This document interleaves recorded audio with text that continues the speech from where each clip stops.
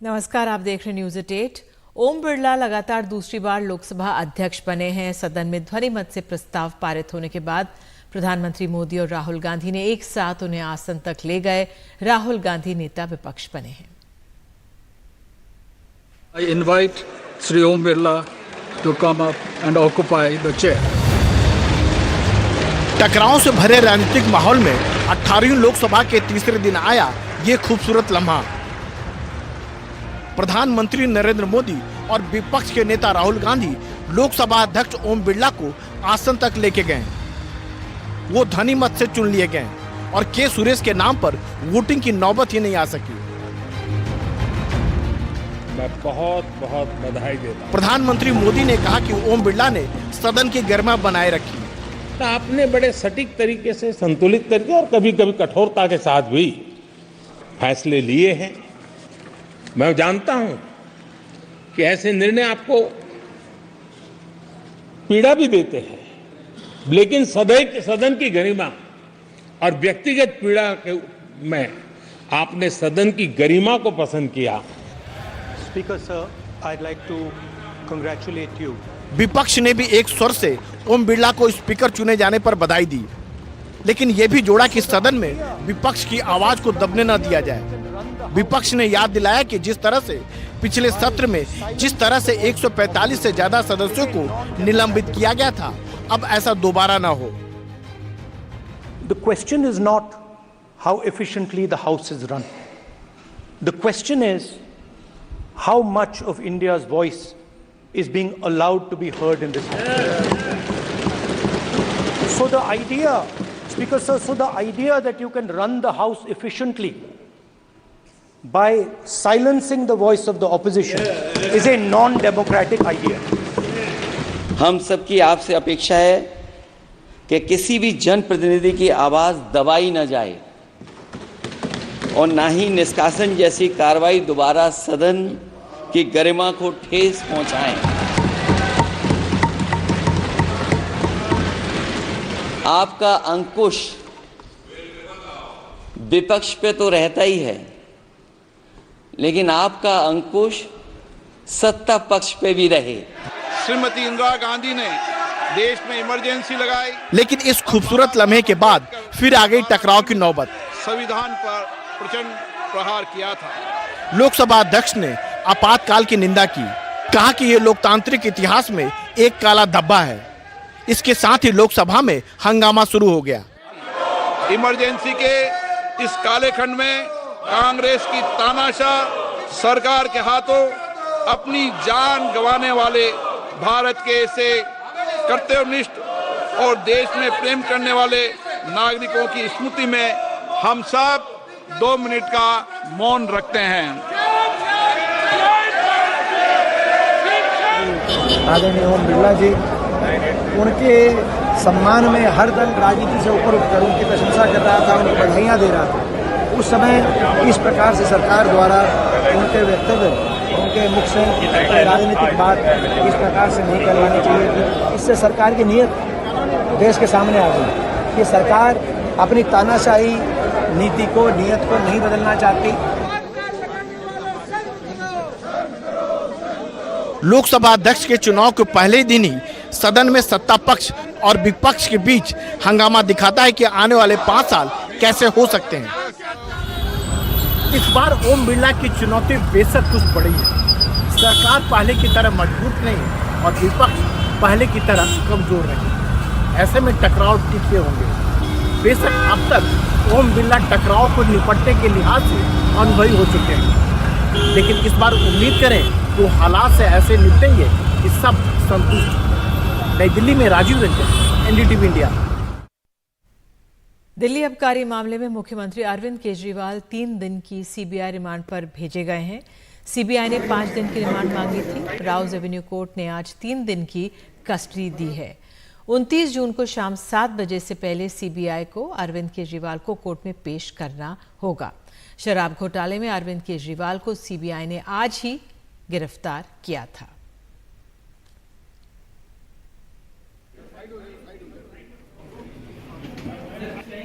Sir कुछ कहेंगे? आज क्या झूठ फैला दिया सीबीआई ने कि अरविंद केजरीवाल ने इस केस से पल्ला झाड़ लिया और सिसोदिया पे आरोप लगा दिया। जब खुद केजरीवाल जी ने इस पर आपत्ति की कि यह झूठी खबर सीबीआई के द्वारा फैलाई जा रही है, तो जज साहब ने कहा, मुझे अरविंद केजरीवाल के द्वारा दिए गए बयान को दिखाइए। और जब वो बयान देखा गया तो जज महोदय ने खुद कहा कि सीबीआई के लोग गलत बोल रहे हैं, अरविंद केजरीवाल ने ऐसा कोई बयान नहीं दिया।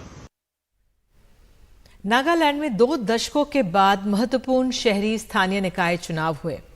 25 शहरी स्थानीय निकायों में महिलाओं के लिए 33% सीटें आरक्षित की गईं। इन चुनावों को लेकर मतदाताओं में काफी जोश दिखा। बड़ी तादाद में महिला वोटर भी कतारों में खड़ी नजर आईं। उधर महाराष्ट्र विधानसभा का मॉनसून सत्र शुरू होने से पहले सरकार की तरफ से टी पार्टी रखी गई। इसमें मुख्यमंत्री एकनाथ शिंदे, उप मुख्यमंत्री देवेंद्र फडणवीस, अजीत पवार, अतुल सालवे और गुलाबराव पाटिल जैसे नेता शामिल हुए। विपक्ष ने इस आयोजन से दूरी बनाए रखी। जम्मू कश्मीर के डोडा जिले में आतंकियों के खिलाफ कार्रवाई में 3 आतंकी मारे गए हैं। बड़ी तादाद में हथियार और काफी मात्रा में गोला बारूद भी बरामद हुआ। इन बरामद हथियारों में यूएस मेड M4 कार्बाइन भी शामिल है।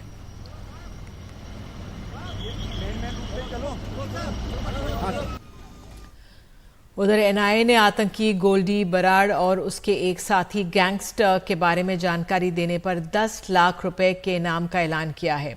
दोनों चंडीगढ़ में एक कारोबारी से जबरन वसूली और उसके घर पर गोलीबारी में वांछित हैं। दोनों आरोपियों की सूचना देने वाले की पहचान गुप्त रखी जाएगी।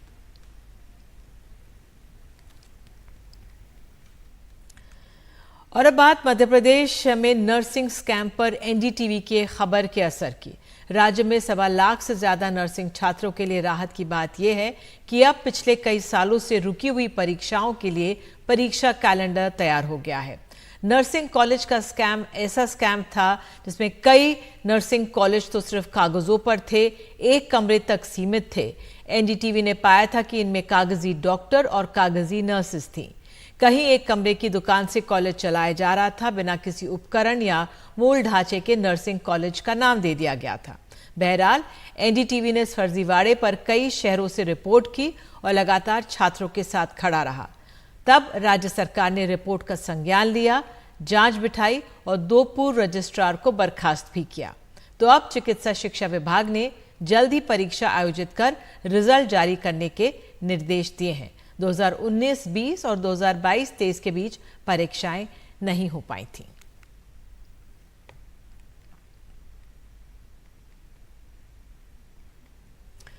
बिहार के मुजफ्फरपुर में पत्रकार की चाकू गोदकर हत्या हुई है।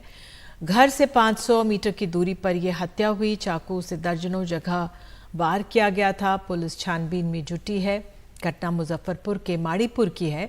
पत्रकार शिवशंकर झा सोशल मीडिया पर अपना चैनल चलाते थे। ये घटना कल देर रात की है और इस घटना के बाद लोगों में काफी गुस्सा है और वो आरोपियों की गिरफ्तारी की मांग कर रहे हैं।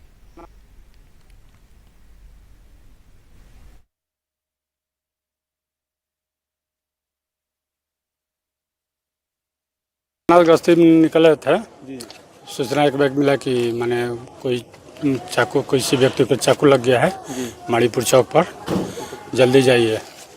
तो वहाँ से अपना NH पर थे, NH 28 पर गश्ती में। तो वहाँ पर हम पहुँचे, जल्दी में गाड़ी लेके देखे कि वहाँ पर एक आदमी गिरा हुआ है और सांस चल रहा है। तो फिर वहाँ से लेकर हम मेडिकल भागे। यहाँ पर डॉक्टर साहब के यहाँ लेकर आए तो यहाँ पर डॉक्टर साहब मृत्यु घोषित कर दिए उनको। ये लगभग हमको लगता है कि 10:15 बजे के 10:30 बजे की है। घटना के कारण को ये अभी तो पता नहीं है, अब इस पर जांच होगा, उसके बाद पता चलेगा। सीमांचल के साइबर क्राइम वर्ल्ड में पाकिस्तान से तार जुड़ने से खलबली है। कटिहार साइबर थाना पुलिस का बड़ा खुलासा है कि भारत में गुर्गों को मिलते थे 10%। दरअसल यहाँ CSP यानी सेंटर जो है कस्टमर सर्विस पॉइंट के नाम पर साइबर ठगी हो रही थी। कटिहार पुलिस ने ठगी के नेस्ताक आलम और ईशा कुमारी को गिरफ्तार किया है। इन दोनों ने पूछताछ में सरहद पार से सीमांचल तक साइबर क्राइम का जाल फैले होने की बात कबूली है। दोनों ने माना है कि ऑपरेशनल अड्डा पाकिस्तान में है।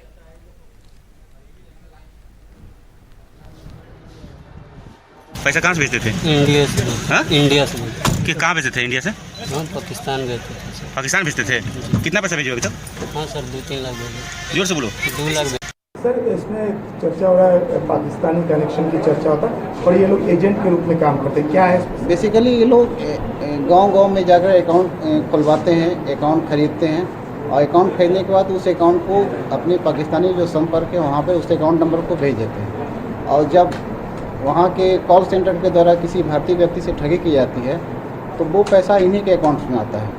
अकाउंट में पैसा आने के बाद ये उनको कंफर्म करते हैं कि इतना पैसा इस अकाउंट में आ गया है और उसके बाद 10% कमीशन ये अपने पास रखते हैं और शेष पैसा या तो हवाला का माध्यम हो या अन्य माध्यम हो वो पाकिस्तान भेज देते हैं।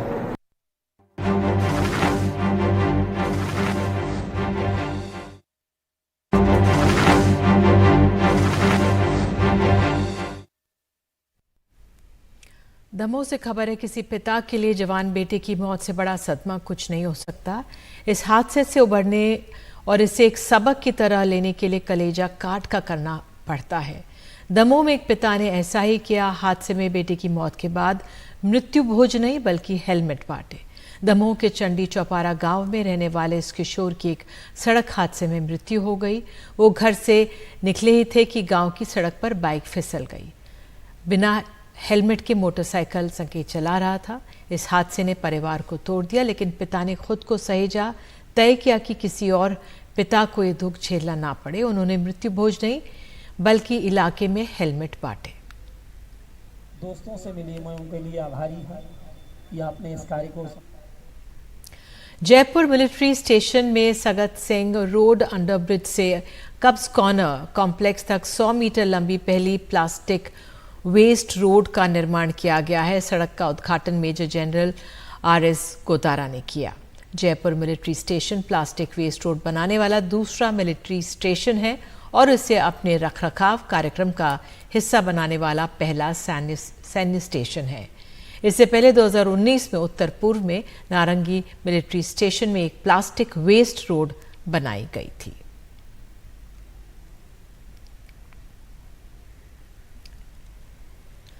और अब आपके लिए एक सवाल जिस पर आप अपनी राय में भेज सकते हैं। QR कोड को स्कैन करके भेजें अपना जवाब। तो सवाल यह है, क्या सुचारू ढंग से चलेगी 18वीं लोकसभा की कार्रवाई?